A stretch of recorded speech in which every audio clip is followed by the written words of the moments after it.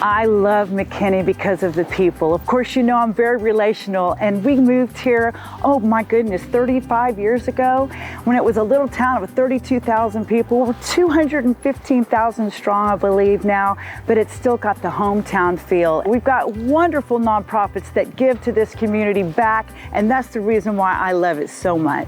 I love McKinney because as a small business owner starting a business in McKinney, I was surrounded by other small business owners who took time out of their schedule to help me with advice, mentorship, and friendship. And I do that today as often as I can for small business owners here in McKinney. I love McKinney because I've been able to make my mark here. I've painted 20+ murals and signs. I've gotten to make my mark on downtown businesses, but I also get to be a part of people's lives. I like that my art gets to live on through them. I love McKinney because I love nature, and there's nature all around us. The community here has been just phenomenal. Just brings back that European history feeling, just a peaceful place that we absolutely love. I love McKinney because it's a great place to live, work, and play.